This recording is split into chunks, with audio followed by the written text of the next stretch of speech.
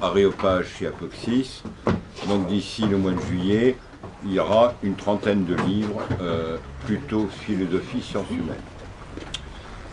Ce soir, on a le plaisir de recevoir Monsieur Delarminat, qui est plutôt un scientifique, qui va nous parler de l'écologie et d'un point de vue chrétien. Et bien souvent, les gens ont dû se dire oh, une conférence sur l'écologie, qu'est-ce que ça vient faire au cercle de l'Aréopage? L'écologie est en fait une nouvelle religion qui a pénétré même les milieux religieux. Je ne citerai pas le personnage, mais il y a un texte qui est paru il y a quelque temps, et quand on le lit même d'une manière très superficielle, on s'aperçoit d'inexactitudes de langage graves de conséquences. Entre autres, par exemple, l'homme aurait un pacte avec la Terre. Sur le plan juridique, ça n'a aucun sens. On peut faire un pacte qu'avec des hommes libres. Ou alors, c'est une régression mentale gravissime. C'est une approche holistique et on considère plus ou moins la Terre comme une divinité, une déesse. Et l'homme serait un intrus.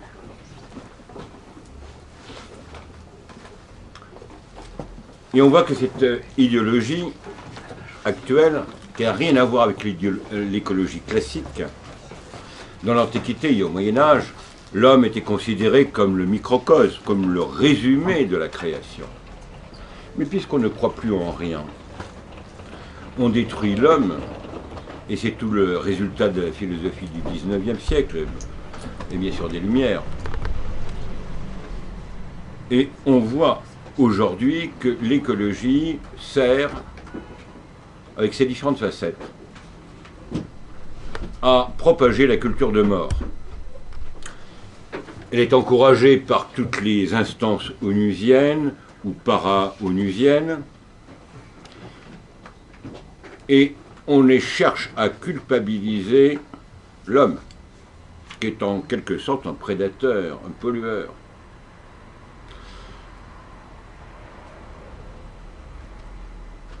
Malheureusement, les milieux chrétiens ne sont pas exempts de ces contaminations, et je faisais référence à un texte qui est sorti il y a quelque temps, que M. Hulot aurait très bien pu signer, ou vice-versa, ce qui prouve la confusion mentale dans laquelle on règne. Il y a un des personnages qui, autrefois, était un des chantres de la Nouvelle Droite, qui, maintenant, ne jure plus que par le GIEC. Il a changé, disons, de Dieu, mais il est toujours aussi obsessionnel. Ce qui est important, c'est d'avoir des notions claires, nettes, précises. Et ce que va dire M. Delarminat complète l'approche anthropologique développée ici, que continuera le père Boboc. Dans une vision classique, l'homme est vraiment le macrocosme et doit vivre en harmonie avec la création, du moins si on croit à l'être créateur, ou tout au moins chercher une certaine harmonie avec les éléments, selon la vieille pensée grecque.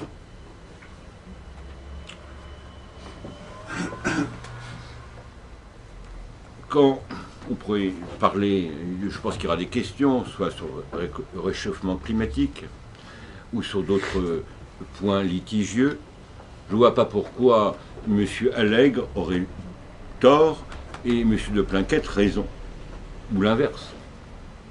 Ce n'est pas une question de sentiment ici, c'est une question de réflexion. Et je dis, malheureusement, les milieux chrétiens ne sont pas armés à résister aux sirènes du nouvel ordre mondial. Je pense avoir assez parlé. À vous, cher ami. Écoutez, merci beaucoup. D'abord, je suis très content d'être devant un... On en parlait tout à l'heure à table, devant un public qui a, en tous les cas, l'image d'être non conformiste. parce que j'espère que grâce à cela, vous allez accueillir un discours non conformiste. Or, sur l'écologie. Or, le problème, c'est qu'il ne suffit pas d'être non conformiste dans un domaine, et quand on quitte son domaine de compétence, et l'écologie est un domaine compliqué, eh bien, on risque souvent, même si on a une tentation non conformiste en politique par exemple, eh bien, de devenir conformiste sur d'autres sujets. Et ce que je vais vous dire n'est absolument pas conformiste. Alors, le thème de l'écologie, une nouvelle religion, il y a deux manières de l'aborder. C'est, comme ça a été dit tout à l'heure, et en particulier avec mon second livre qui s'appelle « L'écologie chrétienne n'est pas ce que vous croyez », c'est d'avoir une approche vraiment destinée à des chrétiens. Et puis, c'est-à-dire toute la tradition, tout le magistère, tout ce que peut nous enseigner l'Église et les Écritures en matière d'écologie et la doctrine sociale de l'Église. Mais il y a une autre manière qui est de s'appuyer sur la raison et d'essayer de voir comment notre culture qui se targue on parlait de la philosophie des Lumières, qui se targue de raison, est tombée dans le piège de l'écologie comme une nouvelle religion. Alors c'est plutôt cette seconde partie que j'ai retenue pour ce soir. Ceci dit, pendant les questions, je serai à votre disposition pour évoquer et balayer toutes les approches, y compris purement chrétiennes. Alors, pourquoi l'écologie, une nouvelle religion ? Je vais commencer par vous dire deux mots de ce qu'on appelle la logique du salut. Bon, ce n'est pas nouveau. L'homme ressent du plus profond de lui-même qu'il est victime de la mort, qu'il est esclave du mal, et de tout temps, toutes les civilisations se sont posé cette question, comment échapper au désordre du monde ? Bon, eh bien évidemment, dans l'écologie, il y a des désordres et on rêve d'échapper à tout cela. Et donc, eh bien, la tentation est grande de chercher le salut écologique. Bon. La deuxième chose, c'est les nouveaux dieux. Alors là, je vais m'y arrêter un petit peu plus longuement. Il y a deux sortes de... Je vais citer la déesse Gaïa et le dieu homme. Donc c'est ou bien le dieu terre ou bien le dieu homme. Et là, Gaïa, donc tout le monde sait ce que c'est la terre-mère. Dans les civilisations antiques, on faisait des sacrifices à la déesse Gaïa. Alors, on a tendance à dire, ben oui, mais tout ça, c'est périmé. Eh bien, je voudrais m'appesantir un tout petit peu et vous montrer d'abord qu'il y a des philosophes assez récents qui ont beaucoup travaillé la question. Et je pense en particulier à Lovelock, qui est un auteur anglais. Et si vous vous amusez à aller sur Internet et de taper « écologie Lovelock », vous allez voir que pratiquement tous les grands mouvements, le WWF ou les Amis de la Terre ou tout ça, ont des références à Lovelock. Donc, que disait Lovelock ? Alors, je vais vous donner quelques citations de Lovelock. Pour lui, Gaïa se fonde sur trois choses. Je le cite. « La propriété la plus importante de Gaïa, c'est sa tendance à rendre optimum les conditions de la vie terrestre. Cette tendance devrait être aussi prédominante aujourd'hui qu'avant l'arrivée de l'homme sur la scène. » Donc, en d'autres termes, ça veut dire que la nature aurait sa propre expansion de vie. Donc, vous devinez très vite qu'avec ce genre de philosophie, on va tuer le concept de créateur.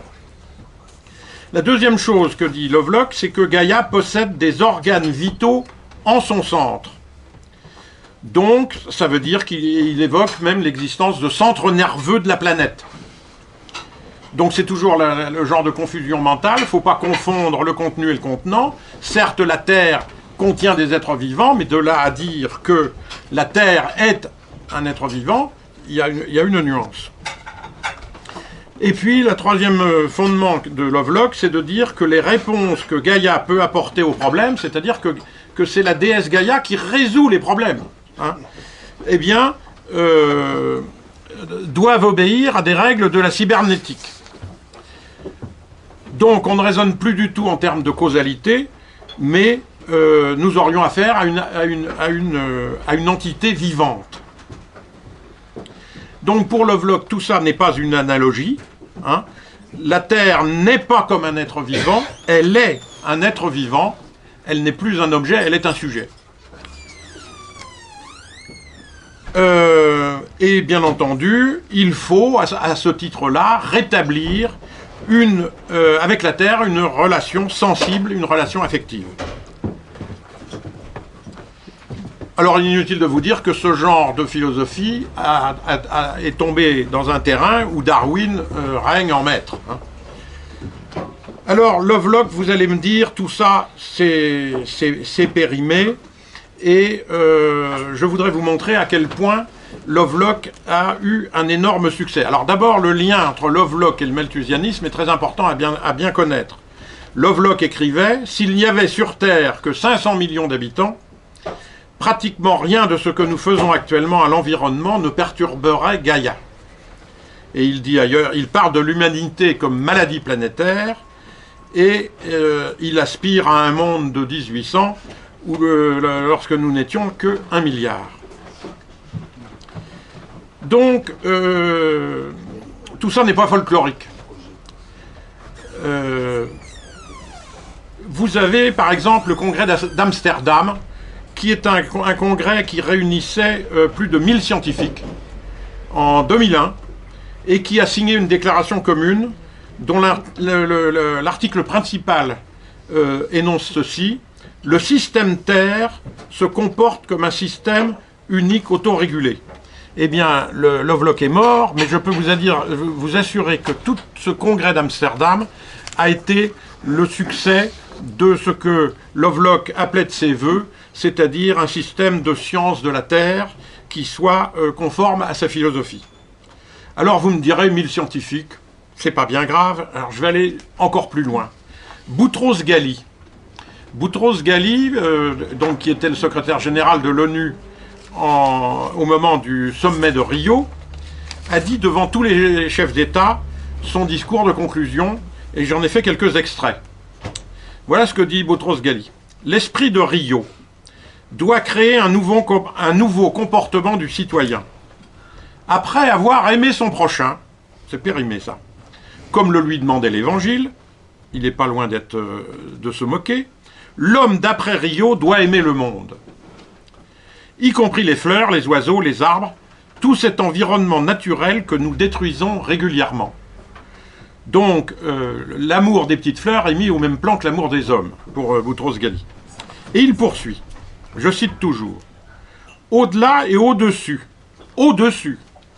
du contrat moral avec Dieu, au-delà et au-dessus du contrat social conclu avec les hommes, il faut maintenant conclure un contrat éthique et politique avec la nature. » C'est pas loin de ce que vous disiez tout à l'heure en parlant du pacte de la nature, avec la nature.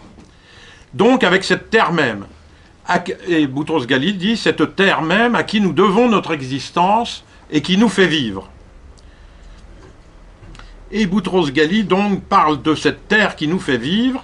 Cela n'a rien à... Donc la terre est le sujet qui nous fait vivre. Ce n'est pas l'homme, et l'homme n'est que l'objet. Ça n'a rien à voir avec une phrase qui consisterait à prendre l'homme comme un sujet qui, par son savoir-faire, peut tirer des ressources de la terre qui est l'objet et qui lui permet de vivre. Donc il faut faire attention, il y a une confusion dans le langage qui est porteuse d'idéologie. Mais il y a pire, c'est que Boutros-Ghali continuait son discours en disant « Pour les anciens, le Nil était un dieu qu'on vénère, de même le Rhin, source infinie de mythes européens, ou la forêt amazonienne, la mère des forêts. Pour les anciens, le pain est étranger, de même le vin. Partout dans le monde, la nature était la demeure des divinités. Celles-ci ont conféré à la forêt, au désert, à la montagne, une personnalité qui imposait adoration et respect. » La terre, dit Boutros-Ghali, avait une âme, la retrouver, la ressusciter, telle est l'essence de Rio. Alors, je ne sais pas si vous décodez bien ce genre de discours, mais vous voyez qu'il tourne en dérision le pain et le vin. Il parle de ressusciter la terre, hein, là où les chrétiens et le christianisme parlent de ressusciter l'homme. Il faudrait, et puis il dit, il faudrait retrouver l'âme de la terre. Alors vous comprenez, quand on entend Boutros-Ghali dire des choses comme celle-là, eh bien, l'exemple vient du haut et ça descend de plus en plus bas. Le sommet, le sous-secrétaire général de l'ONU, en 1999, qui s'appelle Klaus Töpfer, qui est directeur exécutif de l'UNEP. L'UNEP, c'est l'agence d'éducation des affaires de population de l'ONU. Voilà ce qu'il déclarait en 1999. Nous sommes entrés dans un nouvel âge. Hein, on parle d'écologie comme nouvelle religion. Écoutez ça.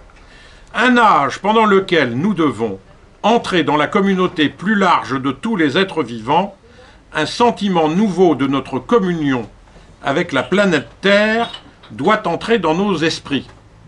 Donc on est en plein discours religieux, hein, puisqu'on parle de communion avec la planète Terre.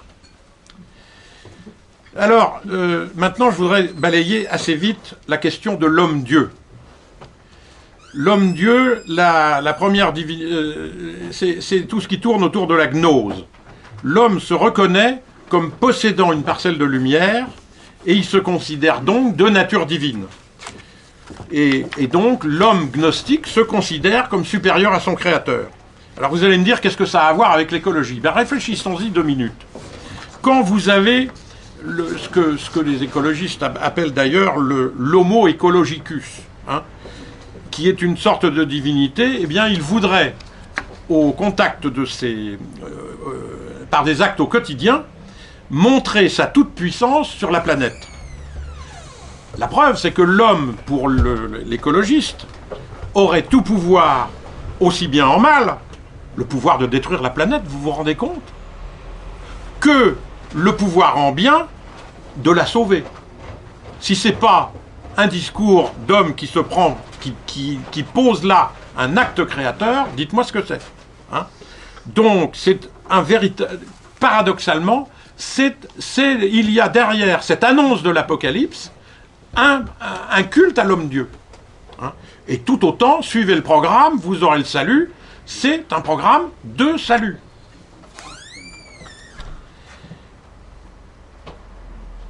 Alors, il y a un autre aspect qu'il faut bien entendu, et il a été évoqué en introduction tout à l'heure, c'est cet grand désir de l'homme de pouvoir divin qui est la gouvernance mondiale. Vous savez, ça fait vraiment penser à la Bible et à la tour de Babel. La tour de Babel, c'est bel et bien, dans l'histoire de la Bible, une allégorie pour montrer le désir de pouvoir divin qu'a l'homme. Eh bien, avec la gouvernance mondiale, et l'écologie est un faire-valoir absolument extraordinaire pour cela, puisque, et je vais vous le montrer tout à l'heure, l'acharnement qu'il y a dans l'écologie à montrer que tous les problèmes sont globaux, alors que les problèmes sont locaux. Alors je ne suis pas en train de nier qu'il y ait des problèmes locaux. Il y a des problèmes locaux plein partout. Mais de là à dire que la planète est en danger et qu'il y a des problèmes globaux, ça n'a qu'un seul but, c'est faire valoir une gouvernance mondiale.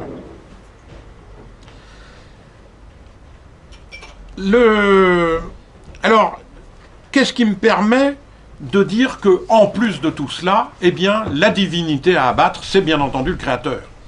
Parce que ça va contre l'homme-dieu et ça va contre contre la déesse Gaïa. Eh bien, abattre le Créateur, c'est devenu ça avance avec l'entremise de l'ONU. Qu'est-ce qui me permet d'affirmer ça? Je vais vous citer là encore des textes de l'ONU. Par exemple, à la conférence de Stockholm, en 1972, il y avait un rapport qui était intitulé « Vers une redéfinition des projets de civilisation ». Donc, hein, on est en plein dans le débat. En 89, c'est le directeur général de l'UNESCO, qui s'appelait Federico Mayor, qui dit, je le cite, « la bataille pour l'environnement ne sera gagnée que si est fondée une éthique nouvelle. Il est temps de doter la collectivité internationale d'une morale qui soit à la mesure de ses pouvoirs. Si on n'est pas dans le discours religieux. L'agenda 21, vous savez ce que c'est? C'est les mesures qui avaient été adoptées au sommet de Rio pour le 21e siècle, qui étaient censées être le support de toute la politique de développement durable. Eh bien, ce programme s'adresse à tous les acteurs du développement, et il y avait plusieurs thèmes dans cet agenda 21, et on peut y lire cette phrase. À notre époque, les dirigeants religieux, le clergé et les laïcs doivent tout particulièrement cultiver une spiritualité renouvelée qui sous-tend une éthique de soins de la communauté terrestre. Donc on est bien dans le désir d'établir une spiritualité renouvelée. Donc quand on dit écologie, nouvelle religion, c'est pas un vain mot. Et le christianisme, dans cette affaire-là, devient l'ennemi numéro 1. Voilà ce que dit la conférence sur l'environnement de Stockholm, organisée par l'ONU. Voilà ce qu'elle dit.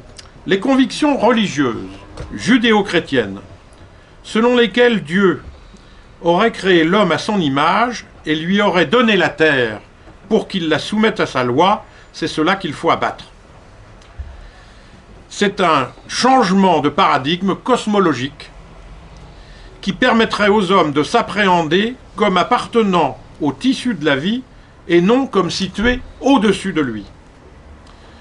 Il parle des dirigeants religieux, soutiennent qu'un tel changement de perspective est nécessaire pour réenchanter le monde, pour réenchanter les animaux et les plantes, et pour restaurer le sens du sacré de la nature, perdu pendant la période de l'industrialisation.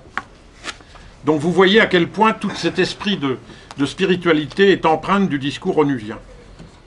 Al Gore, vous connaissez tous Al Gore, ancien candidat à la présidence des États-Unis, il a été vice-président, et qui a écrit un ouvrage « Sauver la planète ». Voilà ce qu'écrit Al Gore. « Il ne faut pas hésiter à abandonner l'ancienne croyance en un pacte entre Dieu et les hommes. Il faut forger une nouvelle croyance qui puisse aller dans la richesse et la diversité des traditions religieuses d'avant le christianisme, afin de redéfinir les liens entre l'homme et la terre dans un sens plus harmonieux. » Autrement dit, il faut revenir au paganisme. Al Gore n'hésite d'ailleurs pas à déclarer, je le cite, « Le culte à la déesse mère, cher aux relations primitives, aurait beaucoup à apprendre à l'homme contemporain. » Donc vous voyez que l'ONU se donne comme objectif de redéfinir la vision que nous devons avoir du monde. À Copenhague, en 1995, au sommet sur le climat, qui était intitulée « Dimension spirituelle du progrès social ». Et voilà ce qu'on pouvait y lire. La spiritualité n'est plus réduite au lieu de prière et à la vie privée. Elle ne peut être étiquetée et réduite ni aux bonnes actions accomplies par des personnes pieuses, ni aux encycliques, ni aux déclarations. Pour pouvoir gouverner dans le futur, les gouvernements devront incorporer une modalité ou un esprit qui auront des relations étroites avec l'esprit de l'homme, et non avec les désirs matériels immédiats de la populace. C'est gentiment parler de la démocratie. La dichotomie radicale entre la matière et l'esprit, le corps et l'âme, le sacré et le profane, l'homme et la nature, ou le créateur et la création, doit être transcendée pour permettre aux valeurs telles que la sacralité de la terre, la continuité de l'être, l'interaction bénéfique entre la communauté humaine et la nature, et la réciprocité entre l'humanité et le ciel, de recevoir toute l'importance qu'elle mérite en philosophie et en théologie. Donc vous voyez que même au sommet de Copenhague, on parlait théologie. Alors, donc vous voyez que... ce qu'il faut bien comprendre, c'est que dans l'homme dans l'homme-dieu, la religion est d'ailleurs une vieille religion qui est la gnose, c'est-à-dire l'homme peut se sauver tout seul. Et puis vous avez, donc j'allais dire, c'est une religion presque individuelle. Hein, l'homme détient une parcelle de lumière. Dans le salut, c'est une religion, le messianisme, qui est une vieille religion également, les manichéens étaient des messianiques, il s'agit de suivre le programme pour avoir le salut. C'est une élite qui prétend détenir la vérité et il faut suivre le programme. Eh bien, dès lors qu'on parle de messianisme, et Dieu sait que dans l'histoire, et Saint Irénée en a condamné un paquet à son époque de messianisme, eh bien, depuis, on ne peut pas dire, mais le communisme ou le nazisme ont été des messianismes qui promettaient le salut eux aussi. Eh bien, un jour, je suis tombé sur quelqu'un qui me disait « Mais on ne peut pas parler de messianisme, parce que qui serait le Messie ?» Et alors, je pense qu'il y en a peut-être quelques-uns parmi vous qui connaissent le père de Laubier, qui malheureusement est décédé il y a quelques jours. Et un jour, je me promenais avec lui, et je lui dis « Dites-moi, si l'écologie est un messianisme, ce serait qui pour vous le Messie ?» Il m'a répondu « Mais enfin, Stan, voyons, Auguste Comte !» Alors moi, je tombais un peu des nues, et je me suis mis à travailler la question d'Auguste Comte. Eh bien, Auguste Comte, quand on regarde de très près, il n'a jamais prononcé le mot écologie, mais par contre, il a été le fondateur d'une religion, d'une véritable religion, qui est la religion positiviste, qui n'avait qu'un but, c'était se débarrasser de la métaphysique, de systématiser le rationalisme et de mettre en place une prêtrise positiviste. Et bien entendu, il a, surtout à la fin de sa vie, fait la promotion du dépérissement des États, hein, et il plaidait pour une administration des choses qui soit transférée dans un premier temps à l'Europe, et ensuite dans un cadre international. Eh bien, il faudrait une conférence à elle toute seule pour développer Auguste Comte. Ce qui est très curieux, c'est peut-être que certains savent que Auguste Comte avait construit au 5 de la rue Payenne, dans le Marais, une chapelle de l'humanité. Et cette chapelle, quand Auguste Comte est mort, a été la propriété d'une association qui s'appelle la Société Positive Internationale.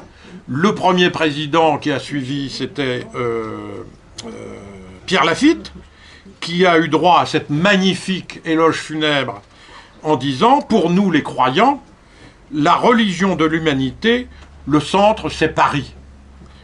Et ce qui est très curieux, c'est que cette chapelle de l'humanité est toujours propriétaire de la société positiviste, et quand on fait la généalogie des présidents qui ont suivi, eh bien, on retrouve des présidents qui d'ailleurs sont partis au Brésil, et on retrouve des gens comme Maurice Agent, fondateur du Bureau international du travail, on retrouve Carnero, qui est le fondateur de l'UNESCO, et tous ces gens-là sont des positivistes héritiers d'Auguste Comte. Et tous ces gens-là, c'est eux qui ont mis en place toute cette culture de messianique. Et alors, ce sont ces gens-là qui ont mis en place le rôle des organisations non gouvernementales dans l'ONU.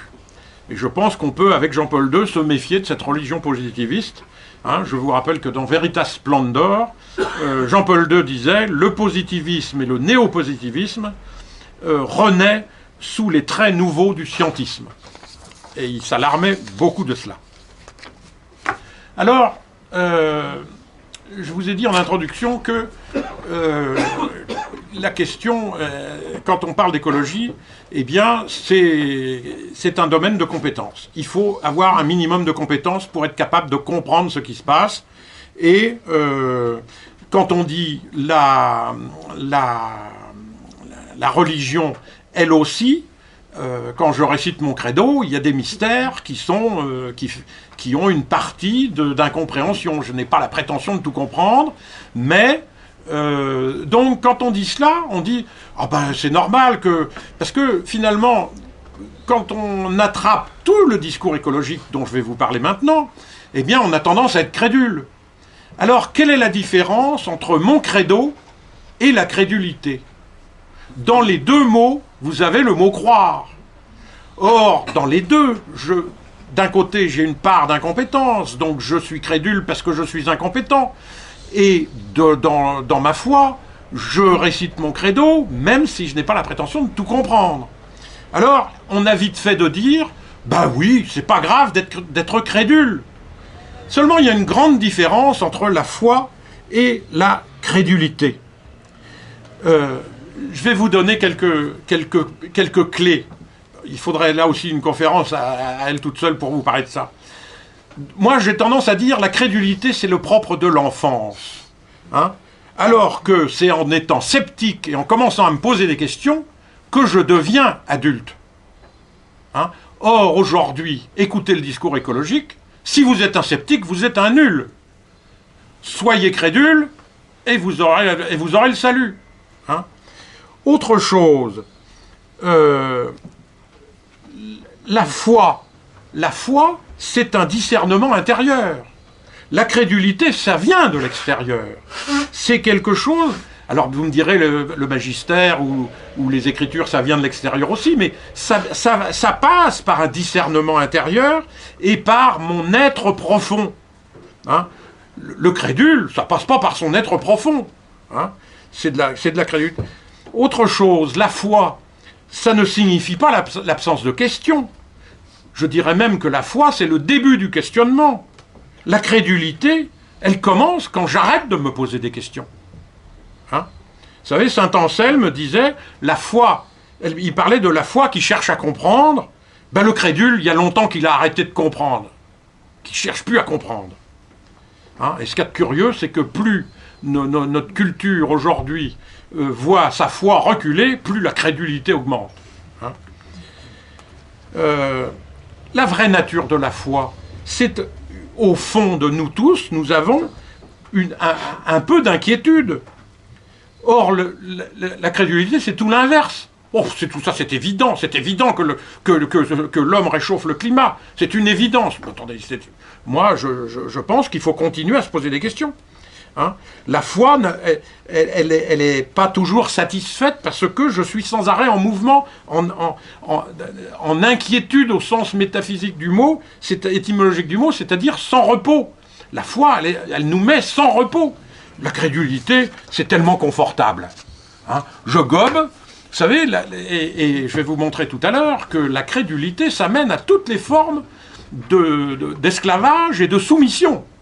C'est-à-dire que seulement, c'est comme les Hébreux, quand ils sortent de l'esclavage, ils se mettent à ronchonner et à dire « Ah, bienheureux esclavage, au moins j'avais de la viande. » Eh bien aujourd'hui, nous sommes des crédules et nous sommes esclaves du discours écologiste. Eh bien, on dit « bienheureux esclavage, au moins je sais ce qu'il faut penser. Hein » Eh bien, tout cela, c'est de la crédulité et ça conduit à l'esclavage.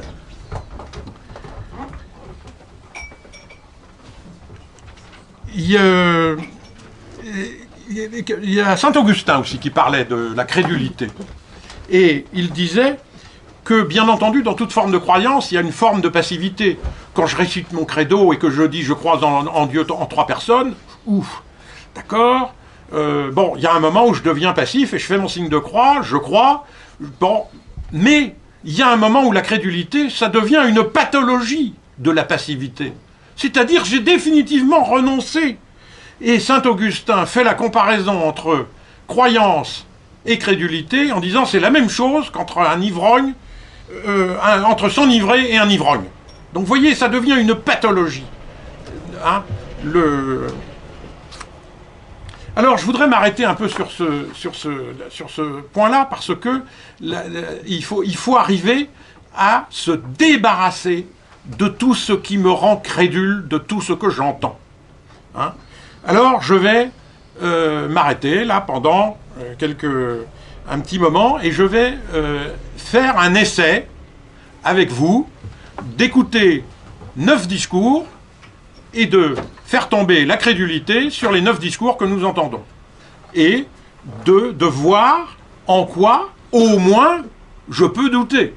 Moi, j'ai des convictions sur certains des 9 points, mais au moins, doutons. Alors, pourquoi 9 ? Parce que c'est le thème qui est en train d'émerger en ce moment à l'ONU. c'est ce qu'on appelle les 9 limites planétaires. J'ai découvert ça il n'y a pas longtemps. Les 9 limites planétaires sont évoquées en particulier dans tout à l'heure je vous ai parlé de l'agenda 21, c'est-à-dire le programme de développement durable jusqu'à 2015. Et là, en septembre dernier, l'Assemblée générale de l'ONU a adopté des objectifs de développement durable, il y en a 12. Eh bien, il est fait allusion dans ce document, dans la deuxième directive, des 9 limites planétaires. Et je me suis mis à travailler en me disant, mais d'où ça sort, ça? Eh bien, il s'agit d'une étude qui a été publiée le 15 janvier 2015, qui s'appelle donc Limites planétaires. Et c'est pas une anecdote. Un des co-auteurs, il y a 19 auteurs, il y a 9 critères, donc les 9 limites. Et un des auteurs, Johan Rockström, est allé, excusez du peu, à Davos pour expliquer à tous les gouvernements mondiaux ce que c'était que les 9 limites planétaires.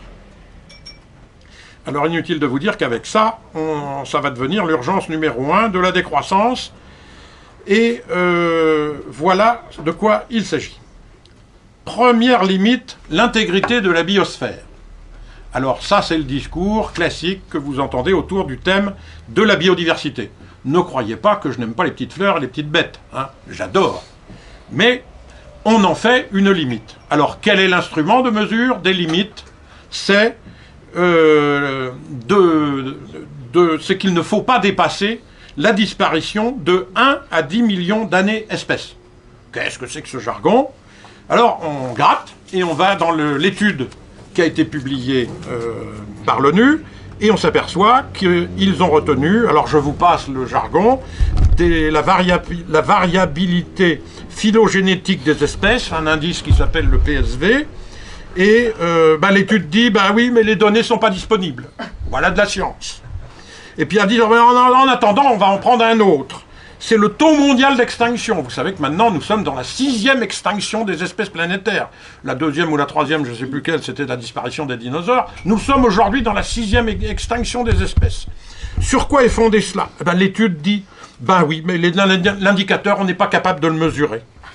Et l'étude reconnaît, je cite l'étude scientifique, il peut y avoir un risque important dans l'utilisation du taux d'extinction comme variable de contrôle. Autrement dit, on ne parle de cela tous les matins à la radio, mais quand on fait parler la science, on s'aperçoit qu'il n'y a aucun fondement. Hein? Alors, l'étude reconnaît, nous ne savons ni les niveaux, ni les types de... C'est pas moi qui le dis, hein? C'est pas quelqu'un de sceptique qui le dit, c'est les scientifiques eux-mêmes. Nous ne savons ni les niveaux, ni les types de pertes de biodiversité qui peuvent éventuellement déclencher des changements irréversibles du système Terre.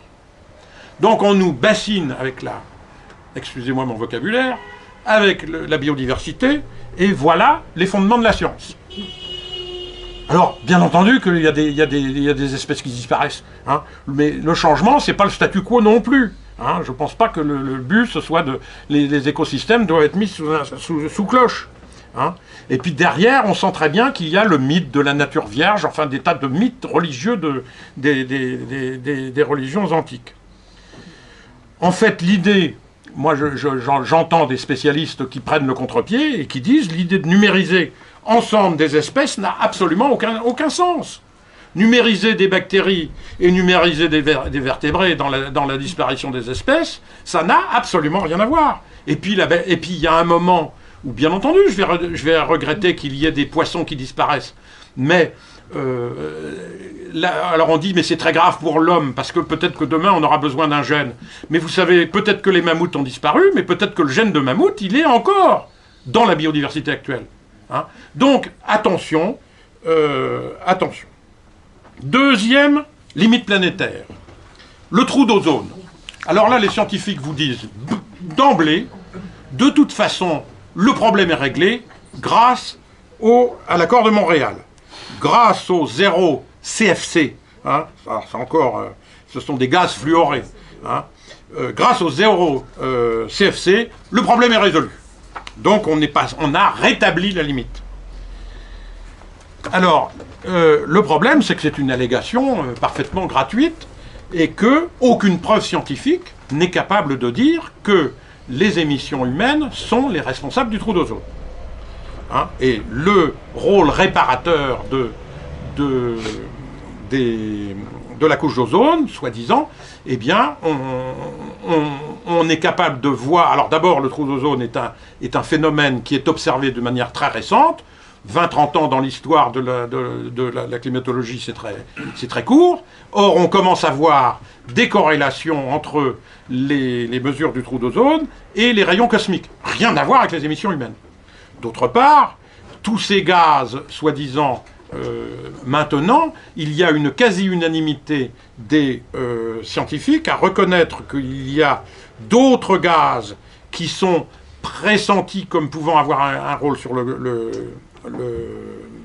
trou d'ozone, qui sont des gaz fluorés. Or, aujourd'hui, on sait que ce sont les océans qui sont les plus gros producteurs d'émissions de quantité de gaz qu'on appelle des chlorures de méthyle, ou des chloroformes, ou des trichloroéthylènes. Je passe sur les noms savants. Mais les océans produisent ces gaz-là, qui sont pressentis eux aussi pour avoir un rôle. Donc l'homme tout à l'heure, vous disiez l'homme est le prédateur de la planète. Alors, on nous a bassinés avec ce trou d'ozone. Et puis, il y a encore une autre chose, c'est que tous ces gaz chlorés, les émissions sont à peu près chiffrées, l'émission humaine, à 0,75 millions de tonnes par an. Je vais vous donner quelques chiffres d'émissions de chlore.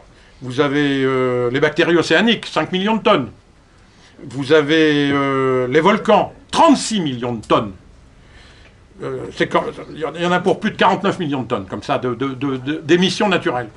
Or, comme par hasard, le trou d'ozone, pour des questions scientifiques, est un peu compliqué, parce qu'il apparaît dans des régions froides, et en particulier le pôle sud. Comme par hasard, vous savez que les volcans émettent les uns des acides chlorhydriques, les autres des acides sulfuriques, les autres à base de soufre. Bon. Eh bien, le plus gros volcan émetteur de chlore, figurez-vous qu'il est au pôle sud. Hein? Ça, personne n'en parle. Troisième limite planétaire, l'acidification des océans. Que ne nous dit-on pas là-dessus? Alors, voilà ce que disent les scientifiques de l'étude. Je cite, « Aucune nouvelle preuve n'a émergé pour suggérer que la limite initiale, je passe le oméga rag mondial, bon, peu importe, mais en tous les cas, ce qui est important, c'est de dire que les scientifiques disent il n'y a aucune nouvelle preuve de cette acidité. Et ils disent l'hétérogénéité géographique est importante pour suivre la nature de limite pour les océans du monde. Autrement dit, ils n'y arrivent pas. Hein?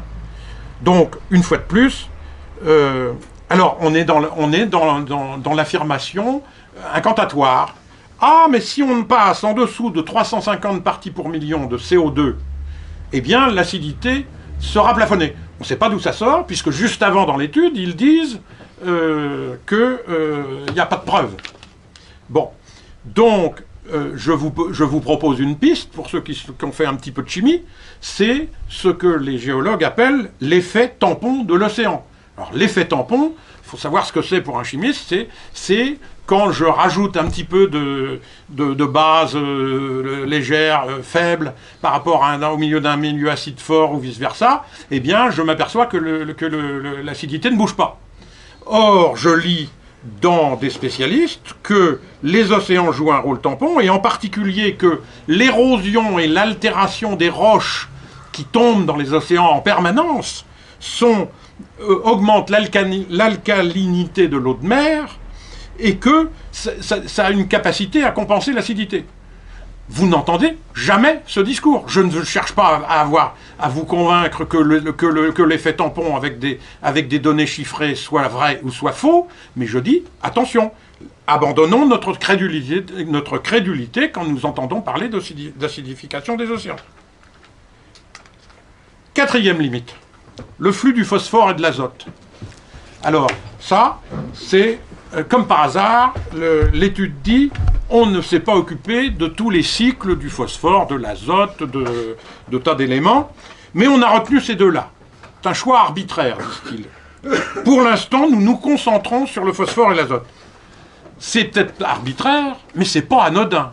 Parce que, comme par hasard, ce sont les cycles des deux éléments les plus importants dans les engrais. Et donc, il faudrait revenir au cycle de minéralisation de l'azote des années 1960. On ne sait pas pourquoi, mais imaginez 2 minutes qu'on ait la minéralisation de l'azote au niveau de 1960, c'est-à-dire les engrais au niveau de 1960. Autant dire qu'il faut revenir à la population de 1960. C'est du malthusianisme à l'état pur, ça aussi.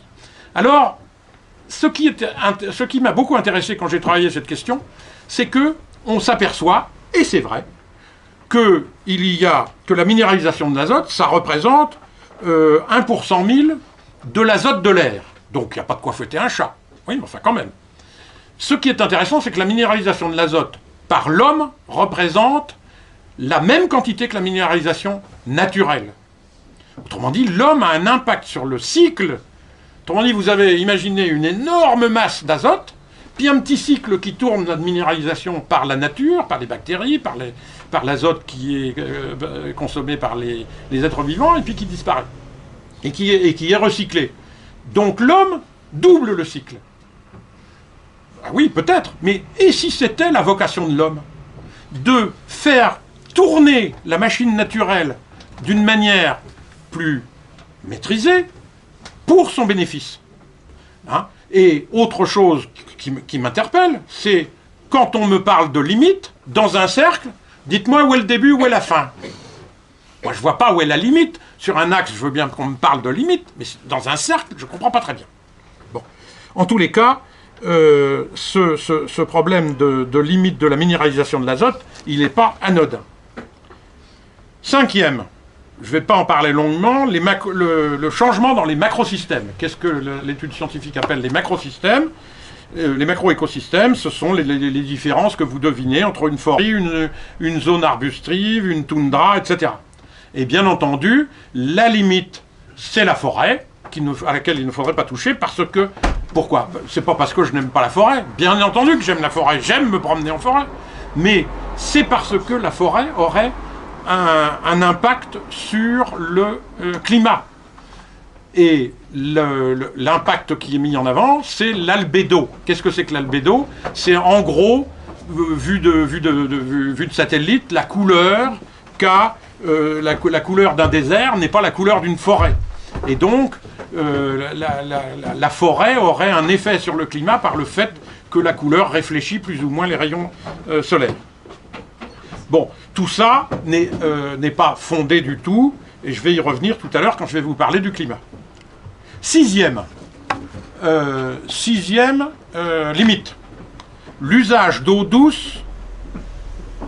Quel est le critère sur l'usage de l'eau douce?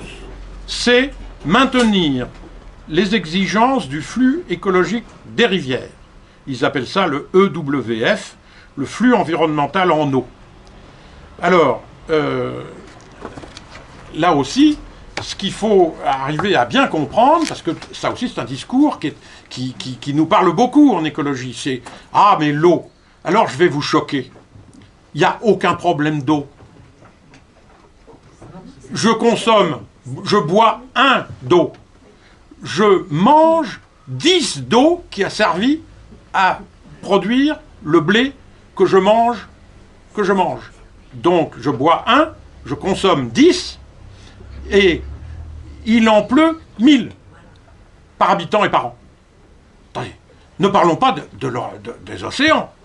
L'eau, ça passe certes par du dessalement, mais l'eau, il n'y a pas de problème d'eau. Par contre, il y a un problème d'accès à l'eau. Rien à voir. Il y a des endroits où il y a des problèmes d'accès à l'eau. Il y a des endroits où il n'y a pas assez d'eau. Hein, les déserts, ceci dit, il n'y a pas grand monde dans les déserts. Hein, il y a des endroits où il y a trop d'eau. Hein, si je parle du Bangladesh, il y a trop d'eau. Alors eux, ils n'ont pas un problème d'accès à l'eau, ils ont un problème. Il y a 1 milliard de personnes qui manquent d'accès à l'eau. Mais il y a 1 milliard de personnes, en plus, qui ont un manque d'accès, qui ont trop d'eau. C'est-à-dire ils ont une difficulté d'accès à l'eau potable. Le Bangladesh, c'est un problème d'accès à l'eau potable. Autrement dit, c'est un problème économique, c'est pas un problème écologique. C'est un problème de développement. Il suffirait de quelques milliards et vous avez accès à l'eau. Hein? Seulement, là aussi, il y a un discours qui n'est jamais tenu, c'est que puisque quand je mange 10 dans mon blé, ça veut dire que je mange de l'eau. Autrefois, nos grands-pères, ils stockaient un an de récolte dans leur grenier, ils stockaient un an d'eau. S'il y avait une disette et une pénurie de pluie l'année d'après, ils avaient leur stock d'eau dans le grenier. Ils mangeaient leur eau. Hein? Maintenant, on ne fait plus de stock. Ah, par contre, le commerce international, ça y va. Hein? On balance du blé dans toute l'Afrique, moyennant quoi on exporte de l'eau. Et du coup, tout l'accès à l'eau d'un Africain qui est nécessaire à... qui justifierait des investissements pour avoir accès à l'eau, eh bien, on les inonde d'eau, on les inonde de blé. Donc, il faudrait protéger l'Afrique de nos exportations de blé pour qu'à nouveau, ils aient la possibilité d'investir dans un accès à l'eau et que, accessoirement, ayant investi et rentabilisé leur investissement dans l'accès à l'eau, eh bien, qu'ils consomment le 1 qui leur est nécessaire. Mais si j'investis je divise les investissements nécessaires par 1, je n'y arriverai jamais, puisque c'est le nord qui inonde le sud de blé. Donc, toutes ces questions d'accès à l'eau, hein, le but n'est pas de préserver le flux des rivières. Cette limite-là, elle n'a pas de sens. Hein. 7e limite.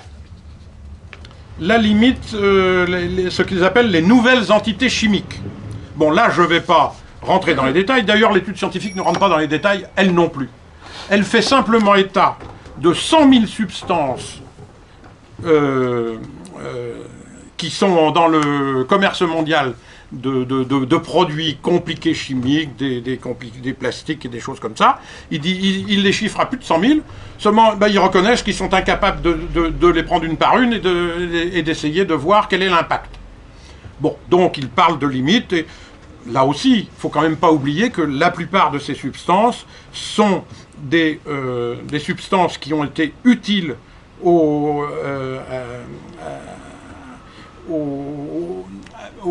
progrès du bien humain, du bien-être humain, et qu'il faudrait faire, à mon sens, au lieu de jeter son dévolu contre tel ou tel produit chimique, il faudrait plutôt essayer de voir comment je peux maîtriser les conséquences.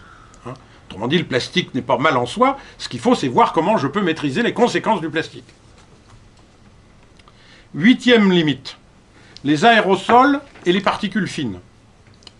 Alors là, les aérosols, ce sont des toutes petites particules, et là, vous savez qu'en France, on nous a dit que quand il y a quand Paris il n'y a pas de vent, eh bien, il faut rouler plus vite parce que le gasoil, 42 000 morts. 42 000 morts. Hein? Alors, après, on change de problème. Ah, on va faire une loi pour interdire les feux de bois. Pourquoi? Parce que 42 000 morts. Tiens, les morts ont changé de camp. La cause, alors on se dit, mais alors attendez, je voudrais savoir, c'est les feux de bois dans mes cheminées ou c'est le gasoil? De toute façon, moi j'ai fait la recherche sur les 42 000 morts, et je m'aperçois, amusez-vous, allez chercher sur Internet, 42 000 morts, particules fines, France. Vous verrez qu'il n'y a pas d'étude. Alors on fait allusion à une étude qui a plus de 15 ans, mais on nous la sert tous les ans, hein. Mais elle a plus de 15 ans. En fait, c'est une étude européenne. Alors on cherche étude. Alors on tape, au lieu de taper France, on tape Europe, et on tape Europe, et on trouve, il n'y a pas d'étude européenne, c'est la reprise d'une étude de l'ONU. Et effectivement, l'étude scientifique dont je vous parle là sur les limites planétaires parle de 7,2 millions de décès par an à cause des particules fines. Alors on cherche l'étude de l'Organisation mondiale de la santé sur le sujet, parce que quand même on se dit 7,2 millions, ça fait quand même beaucoup. Et vous savez comment fait l'étude?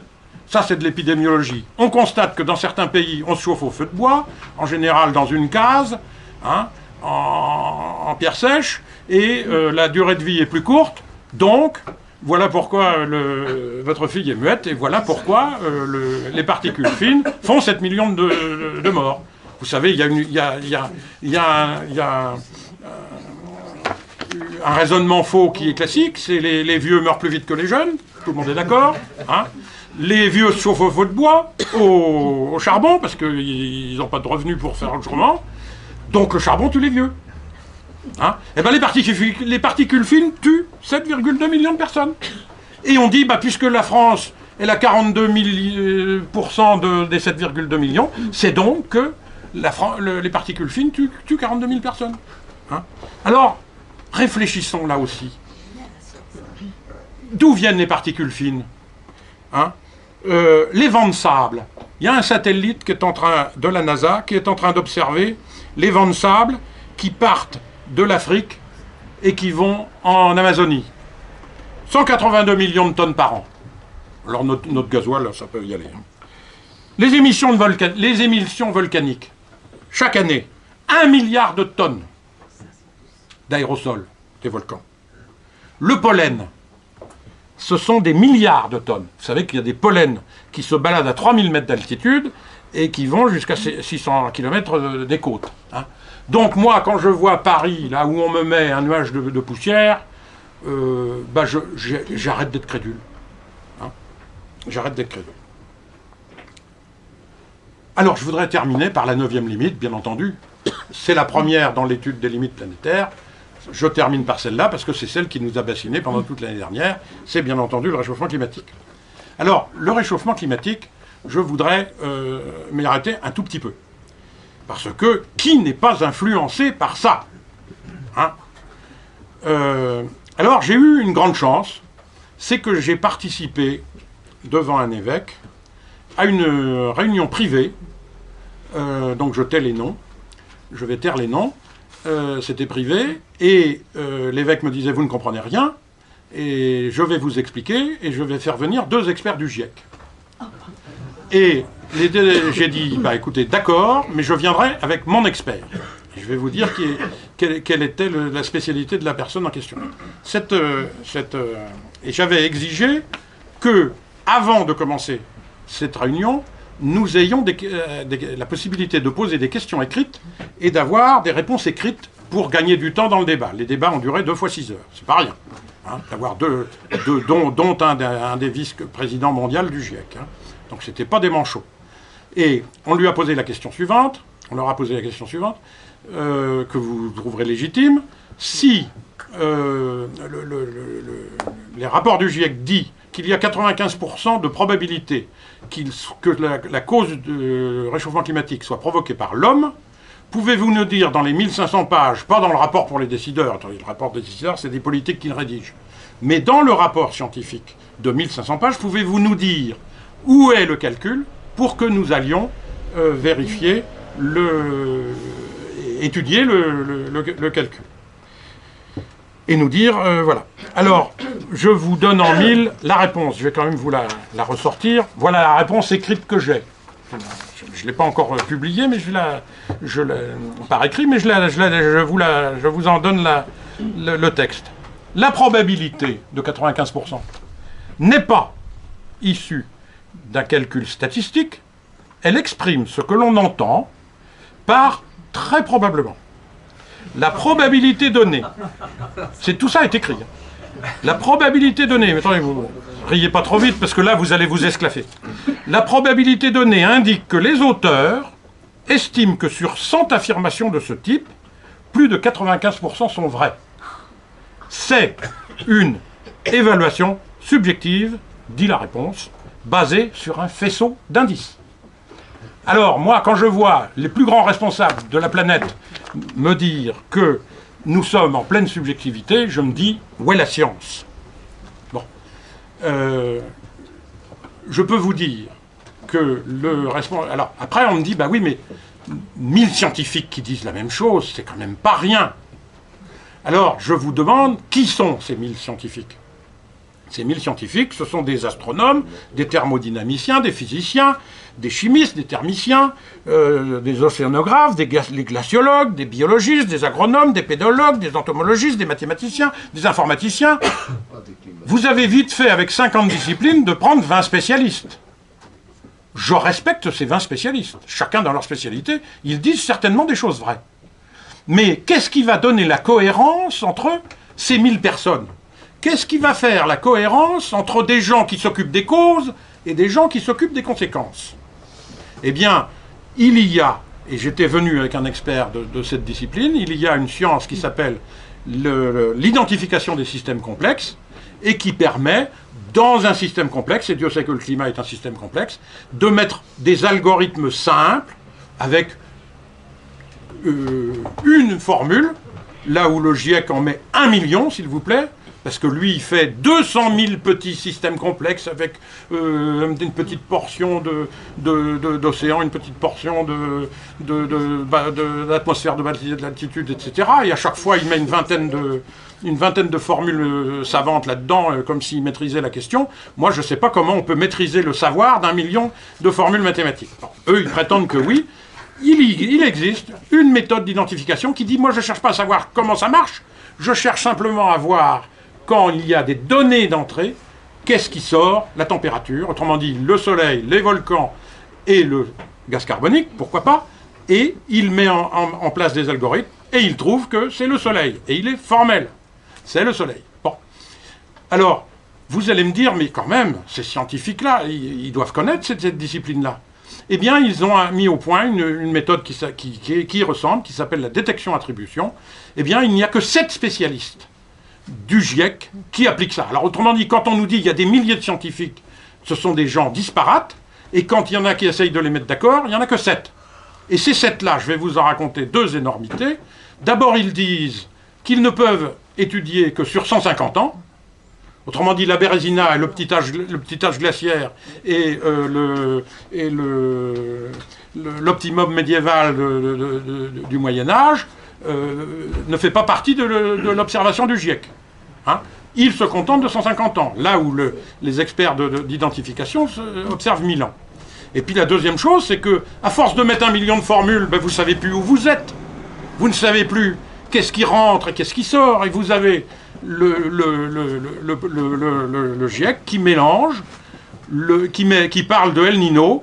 Dans une partie du rapport, c'est une cause du réchauffement climatique, dans une autre partie, c'est une conséquence.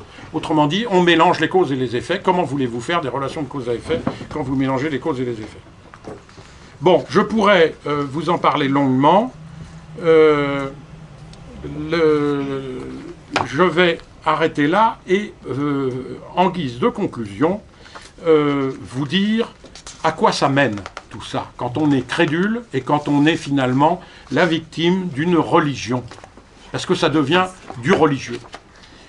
Eh bien, alors d'abord, on lui sacrifie, comme dans les sacrifices d'autrefois, c'est l'homme la victime de tout cela, puisque, voilà ce que dit l'ONU, tous les pays ont droit au développement qui respecte les limites planétaires et qui contribue à stabiliser la population mondiale d'ici la moitié du siècle. Alors, je ne vous fais pas de dessin sur la manière de stabiliser, sur la manière dont l'ONU fait ce qu'elle fait pour stabiliser. Alors, bien entendu, le commerce international tue les agricultures pauvres, ça fait des millions et des centaines de millions de morts, hein, et ne parlons pas des méthodes que la bioéthique réprouve, et je n'ai pas besoin de vous faire de dessin. Hein. L'ONU appelle ça, d'un mot pudique, la santé reproductive et sexuelle. Donc c'est une vraie culture de mort, ce que vous disiez tout à l'heure. Alors, qu'est-ce que c'est que ces messianismes et ces religions? C'est toujours la même chose. Contrairement à la foi chrétienne, les religions paganistes, eh bien, elles sont fondées sur le mensonge. Je viens de vous le montrer avec 9 limites planétaires qui sont de jolis mensonges. Alors on me dit, mais c'est pas possible que des mensonges mondiaux existent. Eh bien, je vais vous en donner un qui est récent. Ça fait 30 ans qu'on nous bassine avec les recherches sur les cellules souches embryonnaires. Et ça fait 30 ans qu'on nous dit que ça va être les miracles de la thérapie, clinique. Depuis 30 ans, on sait, et tous les biologistes le savent, que les cellules souches qui sont qu'on appelle totipotentes, c'est-à-dire qu'elles peuvent donner n'importe quoi, c'est la définition même d'une cellule cancéreuse. Tout le monde sait que le jour où on met des cellules et qu'on transplante des cellules souches embryonnaires, eh bien, les essais cliniques ont tous donné des échecs, ont tous donné des cancers, et tout le monde le sait. Et maintenant, on commence un petit peu à changer de discours avec les cellules souches adultes, puisque maintenant, il y a effectivement, sur les cellules souches adultes qui n'ont pas ce défaut-là, il y a effectivement des essais cliniques qui sont couronnés de succès. Bon, donc, les mensonges qui durent 30 ans et qui sont colportés dans le monde entier, le Téléthon vous le bassine tous les matins, tous les ans du moins, à l'occasion du Téléthon. Hein. Donc le mensonge. Le deuxième, qui est la conséquence du précédent, c'est la peur. Hein. Il suffit d'écouter tous les discours apocalyptiques. Hein, et on est là-dedans dans l'émotivité qui est érigée en un principe. Alors, il y a des chrétiens écologistes qui me disent « Ah, mais attendez, de toute façon, il faut bien changer de paradigme, il faut bien changer, il faut bien... nous sommes de toute façon condamnés à une conversion. » Vous avez vu le mot conversion écologique, d'ailleurs, le mot conversion est un mot religieux. Donc nous sommes appelés à la conversion écologique. L'autre jour, il y a un évêque italien que je connais bien qui dit, ils n'ont pas compris l'encyclique, on n'est pas appelé, la conversion écologique, c'est pas la conversion à l'écologie. Hein. Il y a une nuance. Bon, donc il faudrait définir ce qu'on appelle une conversion. Enfin, à force d'utiliser des mots qui veulent rien dire, on finit par dire n'importe quoi. Et alors on me dit, mais oui, mais vous allez démobiliser tous les chrétiens qui veulent se convertir pour changer. Alors moi, je vous dis, tout ça, c'est du catastrophisme que je qualifie d'éclairé. C'est d'ailleurs pas moi qui le qualifie comme ça. Vous avez un philosophe qui s'appelle Jean-Pierre Dupuy, qui définit comme ceci le catastrophisme éclairé. C'est il faut obtenir une image de l'avenir suffisamment catastrophique pour être repoussante, mais suffisamment crédible pour déclencher les actions qui empêcheraient que ça se réalise. Autrement dit, pour être écouté, l'écologiste, il dit bah, il faut juste mentir un petit peu, juste faire un petit peu. Moi, je suis désolé, c'est pas le genre de vérité qui me rend libre. Hein. Si je dois changer, ça doit être fondé sur la vérité et non pas sur un petit peu de peur, un petit peu de mensonge. Donc la peur, c'est l'instrument. Et puis, derrière la peur, eh bien, arrive le mécanisme suivant, qui est l'asservissement des opinions publiques. Hein. Tous les messianismes ont asservi ce qu'on appelle le moi, alors je ne suis pas un psychanalyste, hein, mais le moi psychique. Hein, vous savez, le moi, c'est ce qui me construit la conscience de moi. Le surmoi, c'est les pressions dont je suis l'objet. Et le ça, c'est quand on me culpabilise. Eh bien, le moi, il se construit à la petite enfance. Eh bien, quand je n'ai plus de moi, eh bien, je suis incapable de faire preuve d'initiative. Et je vais donc être complètement, petit à petit, asservi au système. Hein. Et c'est pas pour rien que l'éducation nationale, et ne parlons pas de l'ONU, organise la régression psychique des personnes en s'attaquant aux plus petits et aux écoles. Hein. Donc, et puis alors, on y va également en vous asservissant par... Je vous habitue aux petits problèmes. Alors, il y a 5-10 ans, on a créé la taxe CO2 de 0,30 € par achat d'ordinateur portable. Bon, je dis, oh, bah, si ça leur fait plaisir. Hein. Puis un jour, on va me foutre la taxe sur les familles nombreuses. La taxe au CO2 sur les familles nombreuses. Hein. Alors, ça commence par un petit asservissement. Hein, on nous empoisonne l'existence avec ça. Et puis, un beau jour, nous sommes soumis.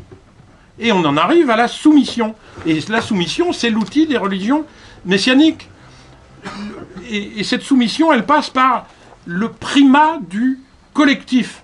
Au lieu de cultiver mon moi et de structurer nos enfants, on nous met le nous collectif. Hein. Le moi est écrasé. Mais par contre, alors ça, faire des hommes nouveaux au pluriel dont le moi est atrophié, ça, on y va. Alors, bien entendu, la prédication idéologique, il y a des prêtres pour ça. Hein, je vous parlais d'Auguste Comte qui avait mis des prêtres, mais aujourd'hui, l'ONU appelle ça des agents de changement. Hein, donc, alors, je vais vous donner 2 citations pour vous montrer à quel point la prédication est importante. Première citation. Toute tentative pour combattre un système moral par la force finit toujours par échouer. Autrement dit, si on veut écraser l'Église, on n'y arrivera pas. À moins que le combat ne prenne la forme d'une attaque au profit d'une nouvelle position spirituelle. Autrement dit, d'une nouvelle religion. Je vais vous dire qui a dit ça. Deuxième citation. C'est une autre personne. Vous ne la connaissez pas, la première. Hein. Je vais vous être surpris. Deuxième citation. Il faut que les ordres administratifs émis pour maintenir l'ordre dans la société soient également accompagnés d'un travail de persuasion et d'éducation. Autrement dit, il faut s'attaquer aux plus petits. Alors vous savez qui est la première? Hitler. La deuxième, Mao. Donc on comprend qu'on s'attaque à l'éducation. Alors après, dans toutes ces religions et dans tous ces messianismes, eh bien, il y a les dissidents. Les dissidents, ben, ils sont obligés de se cacher. C'est exactement comme vous savez, dans le monde chiite, on appelle ça la taqiyya, hein, qui est une pratique qui consiste à dissimuler son appartenance à un groupe religieux et on se cache pour pratiquer en secret.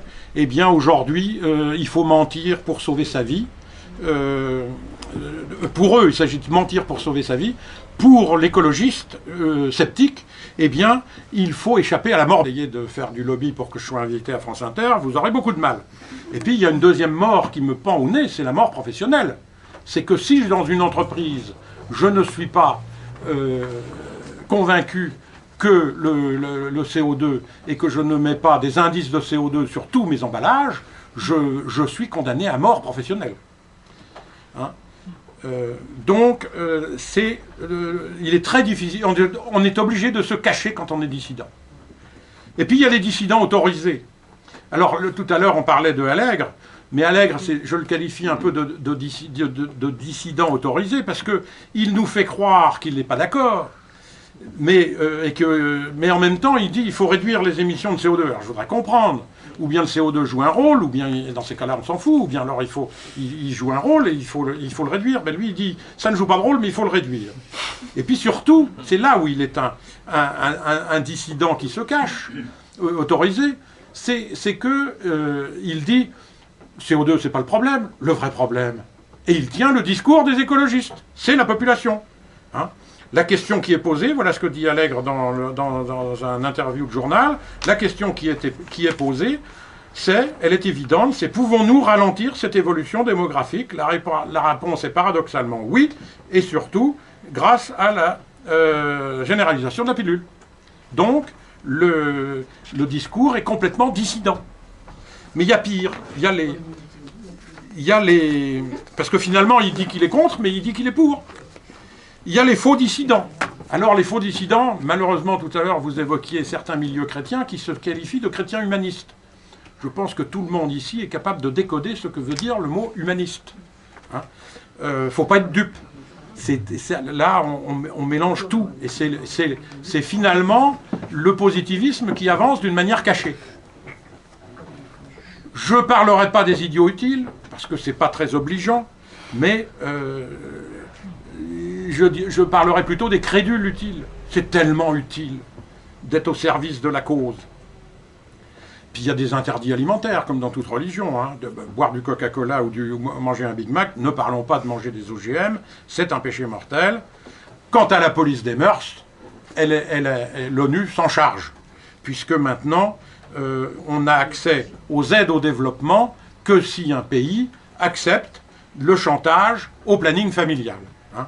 D'ailleurs, et ce sera pas ma conclusion, mais presque celle de Cardinal 23, qui explique très bien, je cite, que ce chantage est du paternalisme. Voilà ce que dit Monseigneur 23. À l'époque, on nourrissait et on soignait les miséreux en les exhortant à vivre moralement. Aujourd'hui, on est assez cynique pour nourrir et soigner la misère au prix de l'abandon des traditions antiques de la société. C'est du paternalisme à rebours. Non pas pour moraliser les hommes, mais pour les arracher à leurs repères éthiques.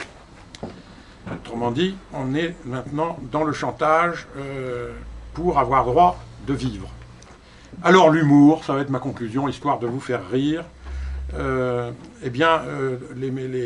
Les messianiques ont beaucoup de qualités, mais alors l'humour, pas du tout. Voilà ce que dit l'écrivain Antoine Sénanque à propos de l'écologisme. Les avez-vous bien regardés, ces protecteurs de notre avenir? Ils ont presque toutes les qualités, il leur en manque une toujours, l'humour. Un écologiste avec humour intégré n'en est pas un. Le sourire trahit le transfuge. L'écologiste drôle s'occupe de son propre développement durable, mais pas de celui de la planète. Figurez-vous récemment, une radio musicale hongroise qui s'appelle Neo FM s'est vue infliger en février 2012 une amende 800 €, c'est pas grave si ça leur fait plaisir, par le Conseil des médias hongrois, parce que cette radio s'était amusée d'un panda en disant « il ne fait rien d'autre que s'asseoir sur son postérieur et manger ». Condamné. Condamné, on n'a pas le droit de rire d'un panda. Voilà, je suis surtout maintenant, après cette conclusion humoristique, surtout à votre disposition pour répondre à toutes les questions que vous auriez à me poser.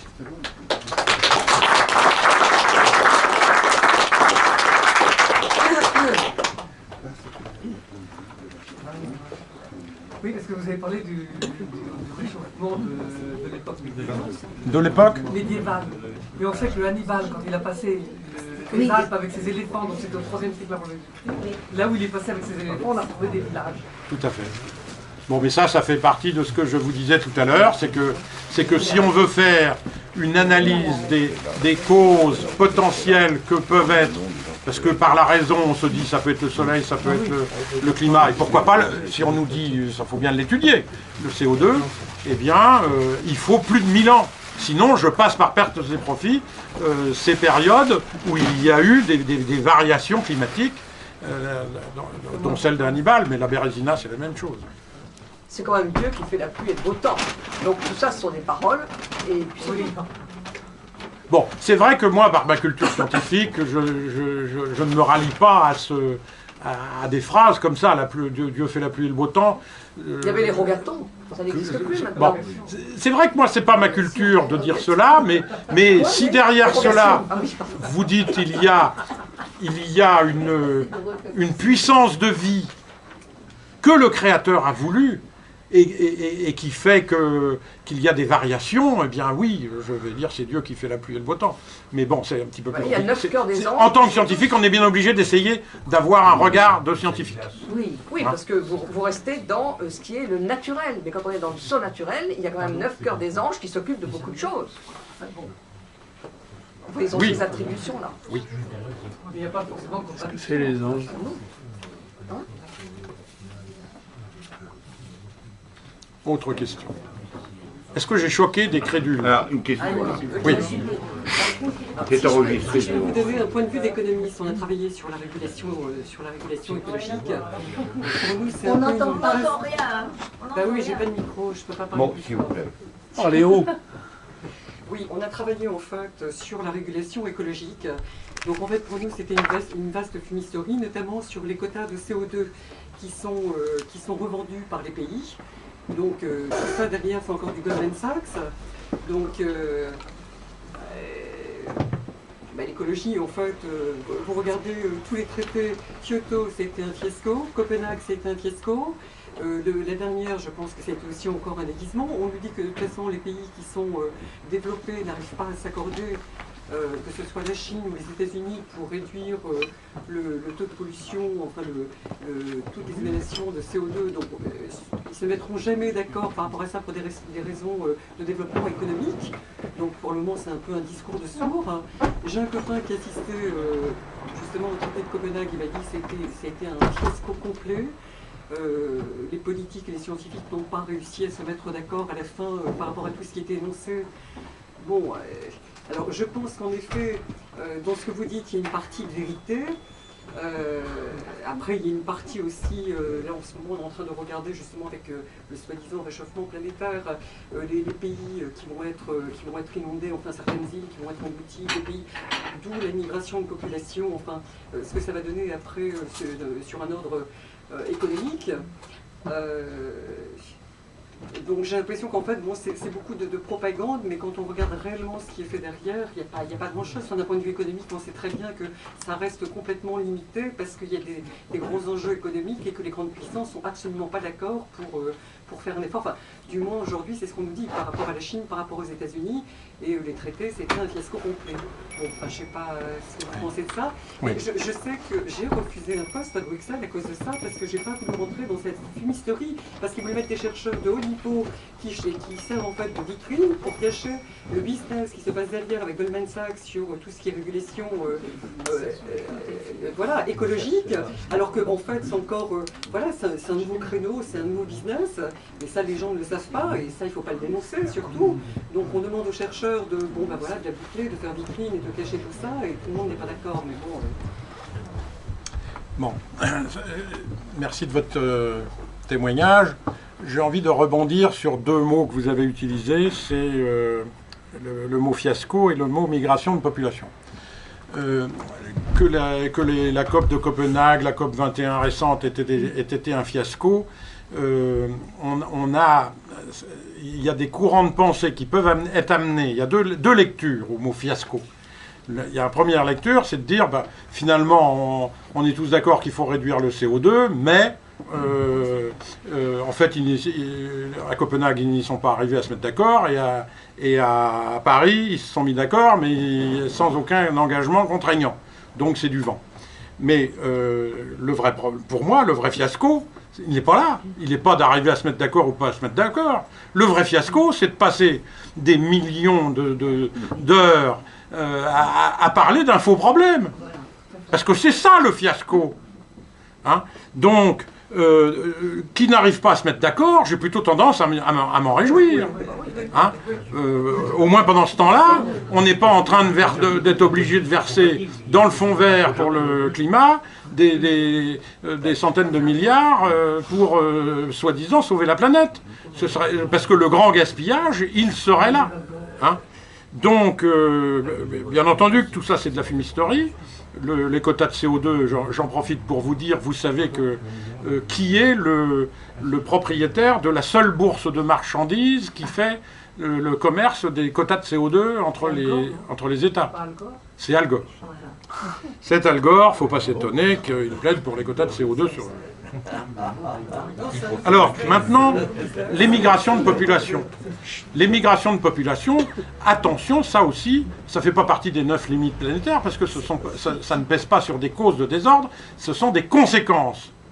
Or, quand on travaille, moi j'ai travaillé la question sur l'émigration, sur les deux organismes, alors malheureusement je ne les ai pas là sous les yeux, mais vous pouvez les trouver sur mon site internet. J'ai un site internet qui s'appelle les2l.com, 2 en chiffres, hein, surtout pas 2 en lettres, hein, les2l.com, et vous tapez migration et vous verrez un article qui fait référence aux études scientifiques qui sont des études reconnues par l'ONU et par la Norvège, et mais je suis désolé, qui ne parlent absolument pas de migration climatique. Ils parlent de migration pour des catastrophes naturelles, c'est-à-dire les tremblements de terre, les séismes, les volcans, Mais attendez, cherchez dans cette étude le chiffre des migrations climatiques, il n'y en a pas. Et je vous mets en 1000 de les trouver. Hein? Donc là aussi, la crédulité s'effondre. Ce n'est pas vrai. Hein? Donc voilà ce que je voulais dire sur le mot migration de population. Alors ça ne veut pas dire qu'il n'y a pas d'immigration. Attention, pour d'autres causes. Hein, et dans l'histoire de la Terre, il y a eu des migrations. Il y a des encyclopédies qui vous parleront de toutes les migrations qu'il y a eu, les Huns, les machins, les trucs. Je ne suis pas en train de dire que ça ne pose pas de problème, les migrations. Je ne suis pas en train de dire que c'est amusant pour les gens qui migrent. Il y a des causes multiples, mais il ne faut pas dire, ce n'est pas vrai de dire qu'il y a une migration climatique. Ce n'est pas vrai.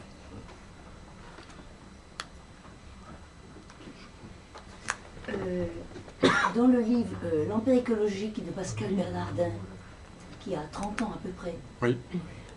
Moi j'ai traduit à ce moment-là à l'ONU un traité entre les USA et l'URSS au début des années 70, par lequel ils s'interdisaient mutuellement et réciproquement l'utilisation des forces géodésiques, magnétiques, électromagnétiques, terrestres et aériennes, oui c'est ça, pour provoquer des sécheresses, des éruptions volcaniques, des tsunamis, des inondations et même des variations très hypothétiques de déplacement des plaques terrestres. Et c'est un traité. Oui, madame, c'est le plan HARP, c'est les travaux de Tesla. C'est ça. C'est la guerre climatique. Oui, exactement. Oui, mais c'était début 70, ils le mettent en œuvre. Et même dedans, ils savent comment, parce que j'ai discuté avec certains d'entre eux, parce qu'il y avait des trucs qu'il fallait éclaircir pour une bonne traduction.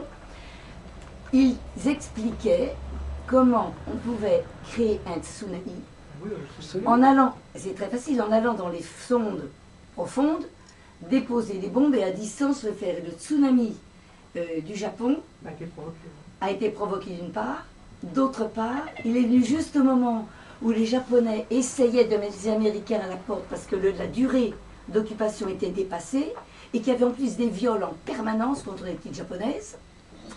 Deuxième raison, et entre autres, la construction de la centrale a été faite par les Américains.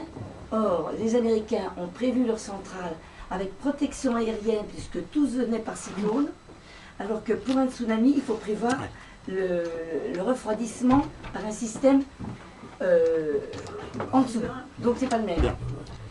Alors, j'ai entendu parler de ça, mais j'ai jamais vraiment travaillé ce sujet. Ce qui m'intéresse là-dedans, c'est ce que l'on peut en tirer par rapport à ce que j'ai pu dire tout à l'heure, dans mes propos. Il s'agit par là de dire, vous voyez bien, c'est la preuve que l'homme pourrait détruire la planète et qu'ils se sont entendus pour ne pas la détruire. Eh bien, j'ai tendance à ne pas y croire. Hein, c'est-à-dire qu'il y a une nuance entre causer un tsunami, c'est quand même pas détruire la planète, causer un tsunami. C'est un désordre local. Bon, ceci dit, pour vraiment le créer, j'imagine qu'il faut des moyens techniques qui auraient été considérables économiquement à développer. Donc, est-ce que c'est de la grande morale entre les États-Unis et la Russie? Je pense qu'ils avaient des intérêts économiques de dire, bon allez, on est déjà dans la merde en train de se faire la course après le nucléaire, essayons d'éviter d'avoir une deuxième course. Autrement dit, est-ce que c'est des raisons morales? Je ne sais pas si les États sont vraiment capables de morale. Non, c'est pas moral. Est-ce que c'est économique? Peut-être. En tous les cas, ça ne vient pas, dans ma culture, colporter l'idée que l'homme pourrait détruire la planète. Parce que même les histoires magnétiques, j'y connais rien. Je vais vous faire, vous savez, moi j'ai l'habitude de parler de choses que je connais. Le magnétisme, j'y connais rien. Mais j'ai une intuition, mais bien sûr que j'ai une culture d'école, je sais ce que c'est qu'un aimant et je sais comment ça marche avec une aiguille, mais de là à parler des phénomènes magnétiques terrestres, et ne parlons pas des phénomènes magnétiques solaires, hein, et de dire que l'homme pourrait mettre en œuvre des moyens techniques qui soient plus puissants que cela, j'ai un peu, mais je demande à travailler la question, j'ai un peu tendance à dire non. Hein. Bon, donc, c'est une question, hein, parce que moi, à chaque fois qu'on me pose quelque chose, je vais m'y atteler, je vais essayer de travailler ça, mais ça ne change pas le fond de mon discours. Je ne vois pas en quoi ça changerait le fond de mon discours. Non, ça ne peut pas changer, ça corrobore. Oui. Enfin, ça peut aussi le changer, c'est de dire, vous voyez bien que l'homme pourrait détruire la planète. Je crois que c'est je te tiens, tu me tiens par la barbichette. On est les deux puissants. Si tu bouges, je bouge, parce que je sais faire ce que tu sais faire. Donc on s'interdit réciproquement. Oui, oui. Mais ça ne s'appelle pas détruire la planète, ça s'appelle se faire la guerre de moyens. Mais il n'empêche qu'ils peuvent très bien déclencher des sécheresses. Des désordres... Et très bizarre, la sécheresse du Mali est arrivée juste 1 an ou 2 ans après. Oui, j'étais au Mali en 70, donc je sais ce que c'est. Ça avait d'autres causes. Il y a, paraît-il, dans le Grand Nord, un endroit où les Américains font des expériences de climat. Et j'ai vu un reportage, j'ai lu aussi qu'il y avait des journalistes qui voulaient s'approcher et c'était absolument impossible. Donc ce sont les ouragans artificiels et on a même dit que celui qui est parti de la frontière espagnole pour traverser la France en diagonale et filer du côté de l'Allemagne avait été artificiellement mené. On l'a vu, par la technologie art. Oui. Mais comme le tsunami qui a été en Thaïlande. Bon, moi, vous savez, on a dit, moi, je... Oui, mais enfin, il y a quand même une zone, justement, où... Est-ce que ça ne fait pas partie, justement, de ce développement du sentiment de peur? On est dans l'émotion. Non, c'est une technologie qu'ils utilisent. Exactement, c'est un centre d'expérimentation, d'expérience. Ils s'en servent. Bon, mais... De toute façon, si l'homme veut faire le mal, il va utiliser la technique pour faire... La technique n'est ni bonne ni mauvaise, elle est ce que l'homme en fera. Si l'homme veut faire le mal, il va développer des moyens techniques. Sur le bouton rouge, la bombe atomique. Il y a des limites au mal, c'est pas limité. Oui. Qu'est-ce que vous pensez de l'encyclique du pape Ah oui, parce qu'on n'en a pas parlé. Qu'est-ce que vous en pensez? C'est important, là, vous n'avez pas soulevé la question. C'est comme le numéro 4. Que dire? Que dire? Je pense que d'abord, alors, je vais commencer par dire les choses que j'aime dans l'encyclique. Il y a des tas d'abord, il y a toute une dimension. Alors, je suis d'accord ou pas d'accord avec le style de l'encyclique. Il y a des moments où moi je préférais Benoît XVI, qui était d'une intelligence structurée à l'allemande, qui était plus proche de ma forme de logique que de celle du pape François, bon, ceci dit, sur toute la dimension christologique, superbe, même si je ne l'aurais pas écrite comme ça, il fait référence finalement à tous les papes antérieurs. Bon. Il y a également quelque chose où il dit tout est lié. Moi, cette phrase-là, je l'aime beaucoup. Il l'a répété 10 fois. On ne peut pas respecter la nature sans respecter pas la nature de l'homme. Tout est lié, batatrac. Et puis il y a plusieurs... Alors moi, il y a d'autres commentaires que j'avais lus, et en particulier de celui qui dit... C'était Monseigneur Crepaldi, qui est l'auteur du compendium de la doctrine sociale pour l'Église, de doctrine sociale de l'Église, qui dans un petit livre en italien raconte qu'il appelle ça le principe de... Alors j'ai oublié le nom du principe, mais quand vous essayez de dormir, vous êtes là, puis non, je veux dormir, je veux dormir, je veux dormir, et plus vous dites je veux dormir, moins vous dormez. Hein? Par contre, si vous commencez à penser à autre chose, vous y arrivez. Eh bien, il dit, si vous voulez sauver la planète, sauver la planète, sauver la planète, vous n'y arriverez à rien. Si vous voulez sauver l'homme, vous allez peut-être faire du bien en écologie. Tout est lié. Donc, vous voyez, il y a des dimensions comme celle-là qu'on ne peut pas critiquer. Il y a d'autres choses dans l'encyclique qui... Alors, il y a des mots qui sont un petit peu gênants, du genre l'option préférentielle pour les pauvres. Dieu sait que dans l'encyclique, il parle des pauvres, et il a raison. Il y a des scandales de pauvreté dans le monde. Tout à l'heure, quand je vous ai dit l'Organisation mondiale du commerce qui favorise le déversement de toutes les céréales du Nord, Amérique et Europe réunies, en Afrique, c'est un désordre. Alors on peut appeler ça de l'écologie. C'est un désordre monumental qui crée de la pauvreté. Hein, on dira, mais ça les nourrit, tu parles. Ça les rend esclaves du Nord. Hein, voilà. Bon. Donc, parler de la pauvreté, et c'est vrai qu'il y a des liens entre écologie et pauvreté dans la mesure où quand il y a des catastrophes, je ne dis pas qu'elles sont causées par l'homme, mais je sais les conséquences, c'est toujours sur les plus pauvres. Hein. Donc le lien écologie-pauvreté méritait d'être développé. Il y a des petites originalités du pape que je trouve assez intéressantes aussi. Par exemple, mais c'était pas que dans l'encyclique, c'était quand il était en Amérique du Sud, il y a une éloge de la ville qui est très amusante pour un écolo. L'écolo qui rêve de retourner au paradis et de la belle nature, lui, il parle de la ville, anticipation de la Jérusalem céleste, au lieu de la fraternité. Alors l'homme est pécheur, bien entendu que dans la ville, je ne peux pas supporter mon voisin d'en dessous qui fait du potin. Hein. Donc je ne suis pas dans une ville de fraternité, mais c'est parce que nous sommes pécheurs. Mais par contre, dire que la ville pourrait être un lieu écologique de... Alors, tout dépend ce qu'on met derrière les mots écologie. Alors, c'est vrai, tout ça, ça devient une espèce de méli-mélo. L'époque a créé le méli-mélo. Donc, que le pape surfe un peu sur ces choses-là, pourquoi pas, même si ça m'a... Bon, c'est pas ma tasse de thé, mais bon. Donc, il y a des belles choses dans l'encyclique. Par contre, toute la première partie me gêne, bien entendu, parce qu'il fait le constat de la maison, l'état de la maison, et il récite, on lui a fait réciter le catéchisme écolo. Alors là, d'abord il le dit, et puis il y a quand même des phrases très fortes où il dit, malheureusement c'est au chapitre 60 et 61 ou quelque chose comme ça, c'est à la fin, les deux derniers chapitres de l'état de la première partie, de l'état de la maison, mais il le dit quand même, Ceci dit, il n'appartient pas à l'Église de se prononcer sur ces questions-là.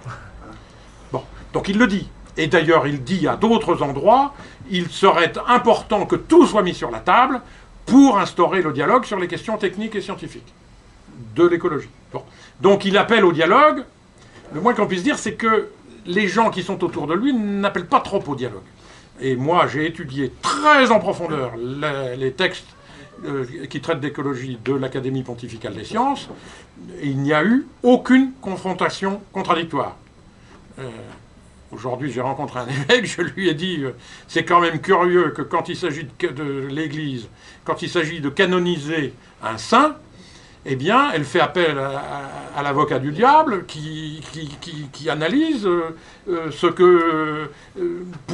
et c'est un vrai métier d'être l'avocat du diable. L'Église ne confie pas ça à un bouffon du roi. Elle confie ça à quelqu'un qui est sérieux, qui connaît la personne et qui dit attention, cette personne a aussi dit ça, il n'y a pas que ceux qui disent santo subito, quoi. Hein, il y a aussi ceux qui... Bon. Or, aujourd'hui, dans les questions scientifiques, dans l'Église, il n'y a pas d'avocat du diable.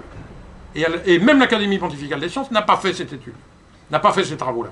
Et je l'ai dit au président en personne, je peux vous le dire, c'est une confidence que je vous fais, je l'ai rencontré, je le lui ai dit, il m'a dit, vous avez raison. Bon. Donc, il n'y a pas eu ce travail contradictoire. Alors, le résultat, c'est qu'on canonise le GIEC. Qu'est-ce que vous voulez? Il n'y a pas de cause du diable, donc on canonise les saints, des drôles de saints. Hein? Alors, donc, alors, maintenant, je vais essayer de venir au secours du pape. Est-ce qu'il a une vision géopolitique? C'est pas ma tasse de thé, peut-être qu'il en a une. Et l'autre jour, j'ai lu un article qui était amusant au moins. Il disait « Le pape a une odeur de brebis ». C'est un journaliste américain qui disait « Le pape a une odeur de brebis ». Et vous avez peut-être lu ça.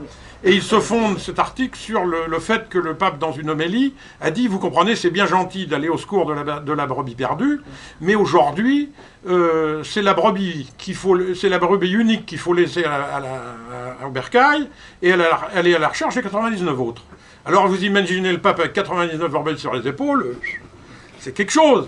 Or, qu'est-ce que fait? Peut-être, je ne sais pas, je n'ai pas à moi d'être à la place du pape. Peut-être qu'il est en train de rassembler 99 brebis et de dire, il y a 99 écolos, je vais essayer de les ramener, de leur dire, attendez, vous ne pouvez pas à la fois sauver les pandas et sauver l'avortement, et défendre l'avortement, pour petit à petit les ramener à la maison.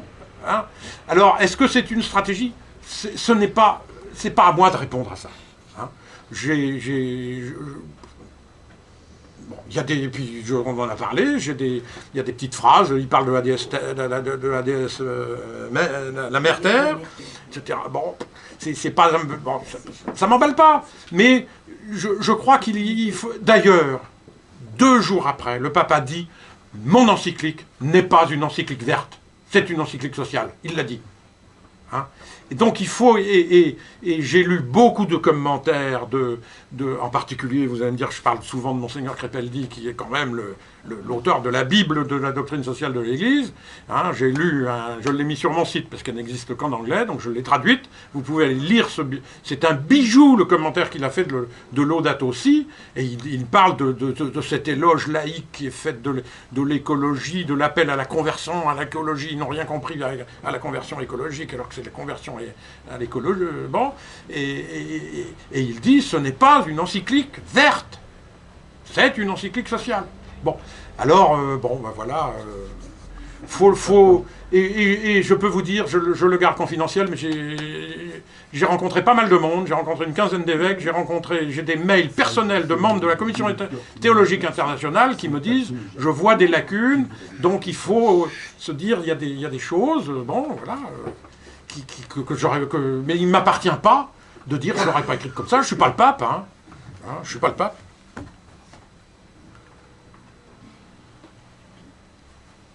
Mais je pense que là-dedans, si on se veut fidèle à l'Église, il faut essayer d'être fidèle à essayer de plus dans ce qui nous rassemble que de ce qui nous divise.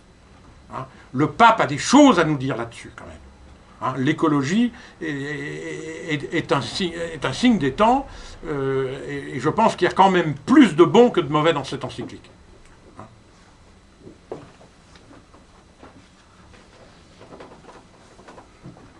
D'ailleurs, dire qu'il y a du mauvais, je suis bien outrecuidant. Je n'irai pas jusque-là. Vous savez, les laïcs ont le pouvoir, c'est dans le Concile, ont le pouvoir de réfléchir à toutes les questions du magistère. Et alors, quand on commence à pas être d'accord, il faut commencer par se dire, il faut que je continue à travailler, il faut que je continue à comprendre. Qu'est-ce qu'il a voulu dire? Qu'est-ce qu'il a voulu dire? C'est pas ma forme, c'est pas ma forme. Les questions géopolitiques, c'est pas mon métier.